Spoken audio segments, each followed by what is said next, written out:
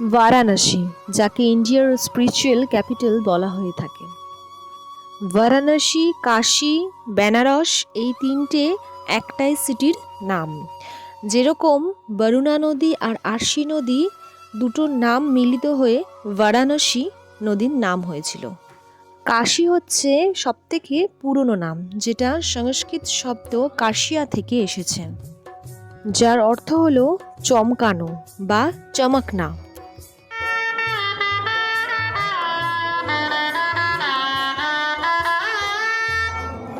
দ্বাদশ জ্যোতির্লিঙ্গের অন্যতম হচ্ছে এই কাশী বিশ্বনাথ ধাম। কাশীতেই নাগ বাস করেন স্বয়ং মহাদেব। কিন্তু কিভাবে কাশীতে বাস করতে আসেন শিব ও পার্বতী, এই বিষয়ে হিন্দু পুরাণে কি বলছে শুনুন। শাস্ত্র অনুযায়ী মহাদেবের ত্রিশূলের আগায় অবস্থিত কাশী বা বারাণসী। সেই কারণে গঙ্গা নদীর ধারে অবস্থিত বর্তমান ভারতের এই প্রাচীনতম নগরী শিবের অত্যন্ত প্রিয়। কাশী বিশ্বনাথের মন্দিরে শিবের দ্বাদশ জ্যোতির্লিঙ্গর মধ্যে অন্যতম। হিন্দু ধর্মে প্রচলিত বিশ্বাস অনুযায়ী কাশীতে এলে মানুষের সমস্ত পাপ মুছে যায়, আত্মা এখানে শুদ্ধ হয় এবং জীবনের গোপন সত্যি জানতে পারে। সেই কারণে শুধু দেশ নয়, বিদেশ থেকেও লক্ষ লক্ষ মানুষ কাশীতে ভ্রমণ করতে আসে শিবের দর্শনে। বিশ্বনাথ মন্দির ছাড়াও এখানে অন্নপূর্ণা মন্দির, গঙ্গার ঘাট, ভৈরব মন্দির বিশেষভাবে প্রসিদ্ধ। কিভাবে মহাদেব কাশীতে এসে পৌঁছালেন এখন জেনে নিন সেটা। পুরাণ অনুসারে বিয়ের পর থেকেই কৈলাস পর্বতে বাস শিব ও পার্বতীর। একদিন পার্বতী মহাদেবকে প্রশ্ন করেন যে সব দেবদেবীর নিজস্ব বাসস্থান বা ঘর আছে, তাদের কেন নেই? তখন কাশী নগরীতে বাস করার ইচ্ছে প্রকাশ করেন মহাদেব। শিবের জন্য কাশীতে প্রস্তুত করতে সেই স্থানে আক্রমণ করেন শিবের অনুচর নিকুম্ভ। তখন কাশীর মহারাজ দিব্যদাস ব্রহ্মার কাছে গিয়ে আবেদন জানান যে দেবতাদের বাসের জন্য রয়েছে দেবলোক, আর মর্তে মানুষের বাসের জন্য। দেবতারা কেন মর্তলোকে এসে বাস করতে আসবেন তা জানতে চান তিনি। ব্রহ্মার অনুরোধে কাশী ছেড়ে মন্দারাচল পর্বতে চলে যান মহাদেব। কিন্তু কাশীর প্রতি তার ভালোবাসা ভুলতে পারেননি মহাদেব। এরপর মহারাজ দিব্যদাসকে তপবনে চলে যাওয়ার নির্দেশ দেন বিষ্ণু। কাশী মহারাজ তপবনে চলে গেলে কাশীতে ফিরে আসেন শিব। সেখানে তিনি বিশ্বেশ্বর জ্যোতির্লিঙ্গ হিসাবে অবস্থান করেন। এখানে দেবী অন্নপূর্ণা হিসাবে বিরাজ করেন পার্বতী। আরও একটি বিশ্বাস অনুসারে কাশী থেকেই শুরু হয় এই বিশ্ব ব্রহ্মাণ্ডের সৃষ্টি। এই বিশ্ব ব্রহ্মাণ্ড সৃষ্টি করতে কাশীতে বসে নাকি ধ্যানমগ্ন হয়েছিলেন বিষ্ণু।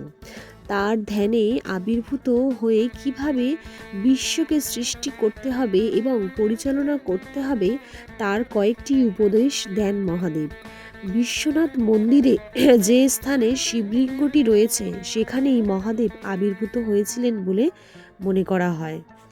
আপনারা শুনলেন কতটা গুরুত্বপূর্ণ স্থান, হিন্দুদের তীর্থস্থান হিসাবে এখানে বিবেচিত করা হয় বারাণসীকে। বারাণসীতে ভগবান শিব স্বয়ং এসেছিলেন এবং মাতা পার্বতী এখানে অন্নপূর্ণা দেবীরূপে অধিষ্ঠান করেছিলেন। অন্নপূর্ণা মন্দিরও এইখানে রয়েছে, এই গঙ্গার ঠিক ওপারে। তো এখানে আমরা একটু ভোগ সেবা করে নিলাম। মহাদেবের মন্দির দেখতে পাচ্ছেন, এখানে কেদার ধাম বলে একটি মন্দির আছে। আর এটা হলো মণিকর্ণিকা ঘাট, যেখানে 24 ঘন্টা দেহদাহ করা হয়। এখানে আসলে আপনারা দেখতে পারবেন সাধু সন্ন্যাসীরা কিভাবে মহাদেবের জন্য ধ্যানমগ্ন হয়ে আছে।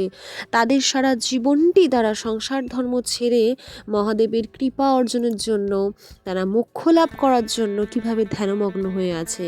শত শত লোক, লক্ষাধিক লোক এখানে বছরে ঘুরতে আসে, দেখতে আসে, মহাদেবের পুজো দিতে আসে। তারা নিজেদের মোক্ষ লাভের জন্য এখানে পুণ্যার্থী হিসাবে তারা পুণ্য লাভের আশায় আসে। এখানে বাবা মার কাজ হয়, যারা মৃত ব্যক্তি তাদের সৎকার হয়। যারা বাবা মার কাজ নিজেদের বাড়িতে করেছে, তারা গঙ্গায় করেননি, তারা এই বিশ্বনাথ ধামে এসে বাবা মার জন্য মুক্তি লাভের জন্য তারা নানান রকম কাজ করে। শ্রাদ্ধের কাজ হয়, দেখুন পিতামাতার অস্থি বিসর্জনের কাজ হয় এখানে। তো খুবই পবিত্র স্থান এটি, খুবই পবিত্র স্থান। এখানে আসলে মানুষের মনটা পুরো শান্তি হয়ে যায়। যে আধ্যাত্মিক আমরা মনোভাব খারাপ নিয়ে থাকি, এই যে মানুষ জ্বলছে, দেখুন কিছু সত্য ঘটনা আমরা জেনে নেব এই দাদার মুখেই। ইনি হচ্ছে এখানকার বাসিন্দা। बाबा केदारेश्वर महाराज का मंदिर है, शंभुलिंग मंदिर है। ये जब 14 जनवरी जब खिचड़ी बनता है मकर संक्रांति के दिन, ये आज खिचड़ी बना तो अपने आप प्रकट हुए थे बटका। शंभुलिंग मंदिर है, माना जाता है यहाँ जो दर्शन नहीं करते हैं, जो केदारनाथ दर्शन नहीं कर पाए, यहाँ दर्शन कर लेंगे दर्शन प्राप्त हो जाता है। ये तो केदार जी के रूप है केदारनाथ, ठीक है। और आगे मणिकंका बड़ा शमशान घाट, वहाँ नॉन स्टॉप डेड बॉडी जलता है 24 घंटा डेड बॉडी जलता है, नॉन स्टॉप डेड बॉडी जलता है। माना जाता है कि 12 बजे जो सबसे पहले डेड बॉडी जलता है, उसी से बाबा विश्वनाथ का उनको भस्म आरती लगता है, ठीक है। वैसे काशी 12 बजे दिन 12 बजे रात 12 बजे काशी में 84 घाट है, लेकिन मेन 40 घाट माना जाता है हरिचंद से मणिकंका, इसलिए कि जब राजा राम आए थे रावण को मारे थे, इसीलिए ये रावण ब्राह्मण था। जब ब्राह्मण को मारने के बाद पंचकोशी यात्रा किए थे, रावण को मारने के बाद पंचकोशी यात्रा किए थे, वही 40 घाट का किए थे हरिचंद से मणिकंका। और 84 घाट वैसे है, लेकिन माना जाता है 40 ही घाट में पंचकोशी यात्रा। बहुत लोग पंचकोशी यात्रा बोलते हैं, बहुत लोग नौका विहार बोलते हैं, ठीक है। और काशी का 4 नाम है, वाराणसी, बनारस, आनंद भवन और काशी।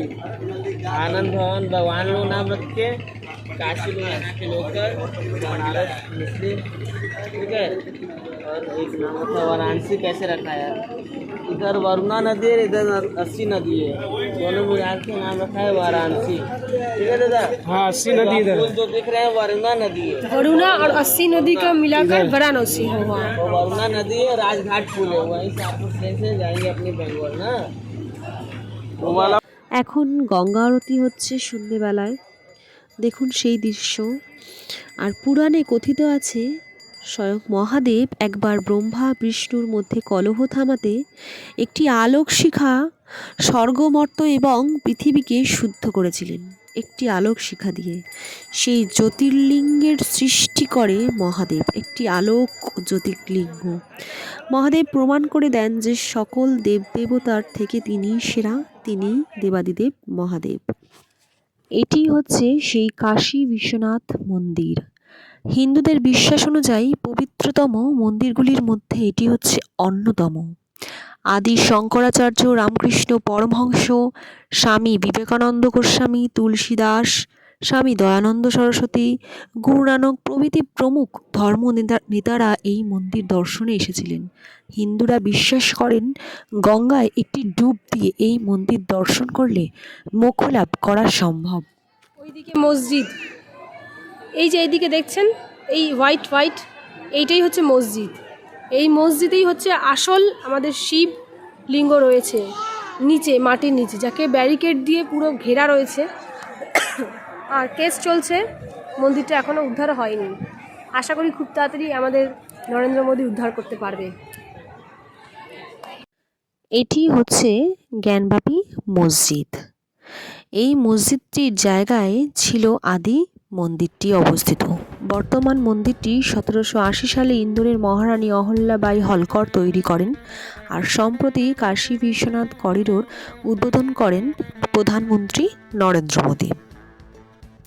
বহুবার অতীতে এই মন্দিরটি ধ্বংসপ্রাপ্ত হয়েছে। এই মন্দিরের শিব বিশ্বনাথ বা বিশ্বেশ্বর নামে পূজিত হয়। আর এই মন্দিরটির পাশেই যে মসজিদটি রয়েছে সেটি হলো জ্ঞানবাপী মসজিদ, যেটা আপনারা দেখলেন, আপনাদেরকে দেখালাম। তো ওখানেই আসল শিব রয়েছে। তো আমরা এখানে যথেষ্ট পরিমাণে ভালো করে সুন্দর করে পুজো দিতে পেরেছি, তো খুবই ভালো লাগছে। দেখুন আপনারা সেই দৃশ্য।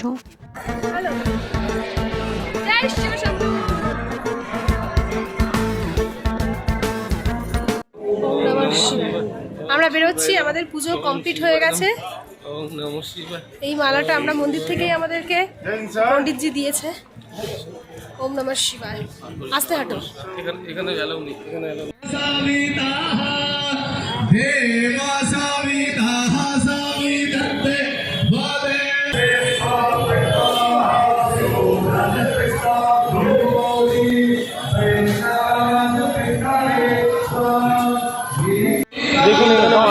কাপে চা হচ্ছে কাশী বিশ্বনাথের মন্দির আজকের একটা চা খাবো।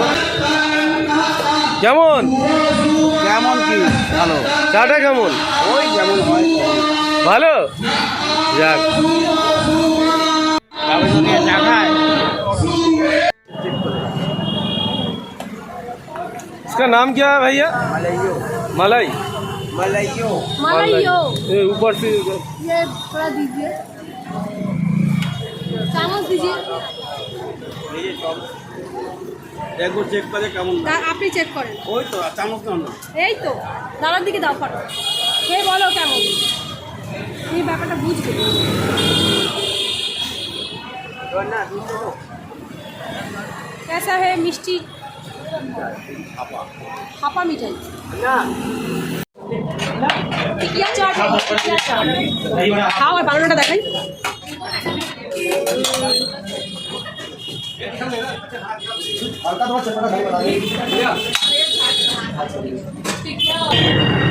मिनी ये रबड़ी है ये दही है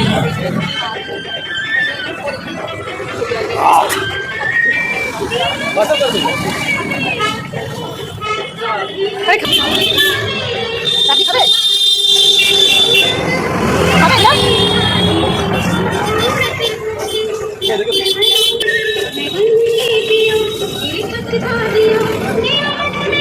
যেমন তুমি তাকাও তো এক প্লেট আমরা নিলাম ये रबड़ी